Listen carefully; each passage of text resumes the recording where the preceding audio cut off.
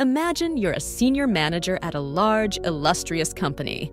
You like your job and the compensation. You have a nice car, sharp clothes, and the respect of your colleagues. Most of all, you love being a senior manager. Being a senior manager is who you are. Now, imagine that you have the chance to get right to the top. However, the opportunity isn't without substantial risks. If you fail to pull it off perfectly, you'll lose everything: the job, the car, the respect, and most importantly, your identity. Would you take the chance? The vast majority of people wouldn't risk it. This is a result of what the author calls Manson's law of avoidance, the tendency to flee anything that threatens our identity. In this video, I've prepared 8 key ideas from the book called The Subtle Art of Not Giving a Fuck, a Counterintuitive Approach to Living a Good Life by Mark Manson. So let's start with first one. Whatever you do in life will be a struggle, so you need to find the struggle that's right for you. What do you really want out of life? In other words, what's your ultimate goal? The achievement you want written on your headstone. It's not such an easy question to answer, is it? Sure, many of us will claim that we want happiness, a loving family, and a job we enjoy, but these are pretty vague ambitions. And vague ambitions are problematic because they won't push you to strive for success. Unfortunately, if you want to get anywhere in life, you'll have to struggle. Achieving your goals will require hard work and plenty of perseverance. If you don't have a goal you're determined to achieve, you'll falter in the face of this adversity. Let's say becoming a CEO is your goal. After all, being a CEO certainly sounds cool. Just think of all that power and responsibility. And yet, being a CEO is far from a walk in the park. CEOs regularly put in 60-hour work weeks. They have to make tough decisions, and they need to be ready to fire people time and time again. If you aren't hell-bent on becoming a CEO, you'll struggle with the hard work, and your chances of being a success will be slim. Since struggle is unavoidable, you have to find something worth struggling for. You have to identify what you really enjoy doing. Working on something that makes you happy means you'll not only be undeterred by the constant battle, you'll grow to love it. For example, the author, he realized that he really enjoyed writing about dating, and so he decided to focus on writing a dating advice blog. It was a challenge at first, but because he loved what he did, he thrived on the adversity. Eventually, the struggle paid off. The blog garnered hundreds of thousands of subscribers, and it paid more than enough for the author to make it his full-time job. There is no point looking for an easy life, one without adversity. The only way you'll get ahead is to find a goal that you want to struggle for. However, it's equally important to say no to all the struggles and tasks that don't bring you joy. Be ruthless and stop chasing the things in life that don't make you happy. Second one, suffering can lead to great things, but if you don't have the right values, you'll never be happy. The best examples of success through struggle can be found in the art world. After all, we tend to imagine the quintessential artist as poverty-stricken and underappreciated, someone who refuses to give in until her genius is recognized. And this stereotype is actually more accurate than you'd imagine. Consider the guitarist Dave Mustaine. In 1983, Mustaine was thrown out of his band when they were right on the cusp of fame. Seething with anger at the rejection, Mustaine became determined to show his former bandmates just how wrong they'd been. For 2 years, he worked relentlessly to improve his skills and find the musicians to make an even better band. The band he went on to form was Megadeth, a hugely popular band that went on to sell over 25 million records. However, despite the success of Megadeth, Mustaine still wasn't happy. He continued to judge his success against the achievements of his former band. Unfortunately for him, this band was Metallica, one of the world's biggest music acts. Because he compared himself to Metallica, Mustaine considered himself a failure in spite of his obvious successes. Mustaine's persistent unhappiness highlights a common danger: measuring one's success against the success of others. For Mustaine, the only way to feel successful was to be more successful than his former bandmates, which meant he was doomed to disappointment.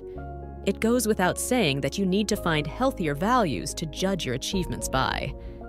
Pete Best is a brilliant example of how the right values can lead to happiness. Like Dave Mustaine, Best was kicked out of a band on the brink of stardom. Alas, for Best, this group happened to be the Beatles, the biggest band of all time. Watching his former bandmates reach the top, Best fell into a deep depression. But then he switched his values. He realized that what he really wanted in life was a loving family and a happy home life. Sure, he still wanted to play music, but he didn't want musical success, or the lack of it, to define his life. This refocusing led to a happy, fulfilled life. And Best even went back to enjoying making music again, this time for less successful bands. So our values are more important than success when it comes to happiness. Third, many people tend to focus on shitty values, so it's important to find some good ones to believe in. So as you just saw, that measuring your worth by comparing yourself to others will only lead to disappointment. And this is just one of many shitty values that can derail you on your path to happiness. Consider pleasure, for instance. Many people choose to make pleasure their priority in life. And yet, chasing pleasure above everything else isn't healthy. In fact, it's the central value of drug addicts, adulterers, and gluttons. Research has shown that those who regard pleasure as the greatest good are likely to be anxious and depressed. Another shitty value is using your material success as the yardstick for your life. Whether it be hankering after a bigger car than your neighbors or flashing your brand new Rolex, this value is incredibly common, and you've probably bought into it at some point. But it doesn't lead to improved well-being. Studies have shown that once our basic needs in life are cared for, extra wealth doesn't increase happiness. And chasing wealth can even have a detrimental effect if we chose to pursue it over values like family, honesty, or integrity. So how can you avoid shitty values? Well, adherence to shitty values most often derives from a lack of worthwhile values. So, if you want to be neither blindly hedonistic nor covetous of your neighbor's new Mercedes, you need to identify values worth living by. These good values should be based in reality, be helpful to society, have an immediate and controllable effect. Take honesty. Honesty is a great value to live by because you can control it. It's based in reality, and because it provides truthful feedback to others, it's helpful. Some other values that fulfill these three criteria are creativity, generosity, and humility. Fourth key idea. Sometimes we feel like victims, but positive change only happens when you take full responsibility for your life. Every year, thousands of amateur runners take part in marathons. Many of them do so to raise money for good causes. Even though a great many struggle to finish, most marathon runners are proud of their achievement. Now imagine that instead of volunteering to run a marathon, you were forced to take part. No matter how well you actually ran, chances are you detest the whole experience. Feeling compelled to do something robs it of its joy. Sadly, many of us go through life as if our experiences were imposed upon us. Whether it be a failed job interview, a rejection from a loved one, or even a missed bus, we see ourselves as the unhappy victims of life circumstances. Let's look at an extreme example of this phenomenon. William James was born to a wealthy, privileged family in 19th century in America. Suffering from ill health, he would often experience bouts of vomiting and back spasms. His early dream was to become a painter, but he struggled to make his mark, and his father constantly mocked his lack of talent. So he decided to pursue a career in medicine and then dropped out of medical school. Unwell and unhappy, with neither family support nor a job, James considered suicide. But then, he read about the work of the philosopher Charles Peirce. Pierce's central argument was that everyone should take 100% responsibility for their own life, a message that struck a chord with James. James realized that his misery stemmed from his belief that he was a victim of outside influences. Whether it was his sickness or his father's criticisms, he blamed his situation on things he couldn't control, and this made him feel powerless. He realized that he was responsible for his life and his actions, and empowered with this thought, he started afresh. After years of hard work, James went on to become a pioneer in American psychology. So, if you ever feel like a victim, remember William James and try taking responsibility for your own life. Imagine you get dumped by your partner. It would be all too easy to blame your former beloved for being cruel and uncaring, but it'd be wiser to look at how you were responsible for the relationship's failure. Perhaps you neglected your fair share of housework, or maybe you didn't support your partner's ambitions. By realizing and working on your mistakes, you can avoid them in the future. Only then can you live a better, happier life. Fifth, we often flee when our identity is threatened, but Buddhism can help.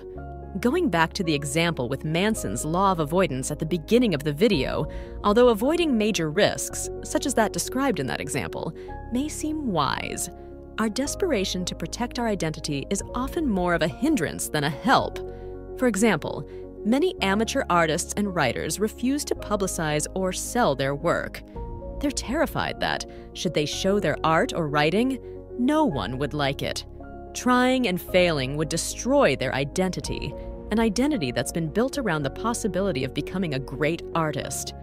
So they never try at all. Luckily, there is a way to temper the negatives of Manson's law of avoidance: practicing Buddhism. Buddhism teaches that identity is an illusion. Whatever labels you give yourself, rich, poor, happy, sad, successful, a failure, are merely mental constructs. They simply aren't real, and so we shouldn't let them dictate our lives. You must, therefore, learn to let go of your identity. Liberating yourself from an identity can be a wonderful experience. For example, you may have always considered yourself to be a career-minded person, and this has meant that you've always put your job first and your family and hobbies second. Free yourself of this constraining self-image, and you'll be able to do whatever makes you happy, whether that be spending time with your kids or making model airplanes. Sixth key idea: you need to accept your mistakes and insecurities if you want to see positive change. Don't you just hate those annoying people who always think they're right? Those smug know-it-alls who, even when you tell them they're in the wrong, simply won't listen. Thank heavens you're not like that yourself. Well, unfortunately, you are. From time to time, we all suffer from the delusion that we're correct when we're not. Take this example. One of the author's friends had recently gotten engaged. The groom-to-be was almost universally seen as a decent, friendly person, except by the friend's fiancé's brother. He simply wouldn't stop criticizing his sister's choice of partner and was convinced that her fiancé would end up hurting her. Most people knew the brother was wrong, including his own sister. But try as they might, they couldn't get him to entertain the possibility that he might be acting a little delusional. If you want to avoid acting like this brother, you've got to be willing to ask yourself whether you're wrong, time and time again. Only by doing this can you overcome those blind spots where you wrongly think you're right. This isn't as easy as it sounds. Quite often, our false beliefs cover up our insecurities. This means that by constantly questioning our decisions and actions, we'll uncover uncomfortable truths about ourselves. Back to the example of the hypercritical brother. It's likely that his dislike of the groom-to-be was hiding his own insecurities. Maybe he was envious that his sister had found love and he hadn't. Perhaps he was jealous because his sister was devoting her attention to her fiancé, not to him. He might even have been angry because his sister paid little attention to what he wanted. Whatever the reason, it was easier for him to blindly make fallacious assumptions than to deal with his own insecurities. Luckily, you don't have to fall into the same trap. By being ready to question your beliefs and face your insecurities, you can behave in a healthier way. 7th, romantic love can be destructive unless we learn to control it. Romeo and Juliet is perhaps the most famous love story in the world, and yet it's hardly a happy one. It's a rather chaotic story involving murder, exile, and blood feuds, and it ends with both lovers committing suicide. The tragic tale of those star-crossed lovers highlights the destructive power of romantic love. Studies have shown that passionate romantic relationships have a stimulating effect on the brain similar to that of cocaine. That is, you experience an intense high, and then you crash back down. Then, you search again for the high, though not necessarily with the same person, a recipe for pain and anguish. Back in Shakespeare's time, the dangers of romantic love were well known. The bard may have even written Romeo and Juliet as a critique of romantic desire as a destructive passion. Right up to the 19th century, most relationships and marriages were based on the respective skill sets of both partners rather than their passionate love for each other. Of course, things are different now. Today, romantic love is often held up to be the ideal, and this can lead to heartbreak. So what can you do? Should you give up on the idea of romance altogether? Not quite. Romantic love can be either unhealthy or healthy depending on whether it fulfills specific criteria. Unhealthy love happens when each partner uses the relationship to run away from their problems. For example, they might be unhappy with their lives, and so they use their feelings for each other as a distraction.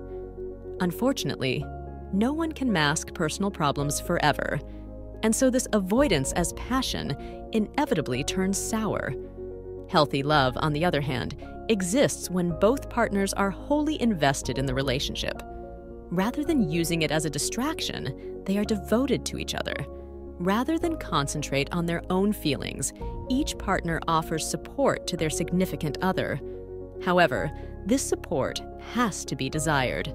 If a partner oversteps boundaries and seeks to control the other by, for example, looking to solve all their problems for them, problems will ensue. If one partner seeks to dominate the other, this is clear evidence of unhealthy love. And 8th key idea: humans are terrified of death, and so they try to live on beyond it. You might not like to think about it, but you're going to die one day. This uncomfortable fact, and how we deal with it, has an awful lot to do with how we live our lives. To fully understand just how much control death has over our lives, we can look to the work of Ernest Becker. Becker was a doctor of anthropology and a bit of a maverick. Although his unconventional approach and early death limited his academic career, he did write an influential book about dying called The Denial of Death. In this book, Becker presented two main ideas. The first is that humans are terrified of dying. Unlike other animals, humans are capable of thinking about hypothetical situations. We can imagine what our lives might be like if we had chosen to study a different subject in college, or, say, decided to be a pharmacist rather than a teacher. This ability to hypothesize has a downside, however. We can imagine what life would be like after we've ceased to be.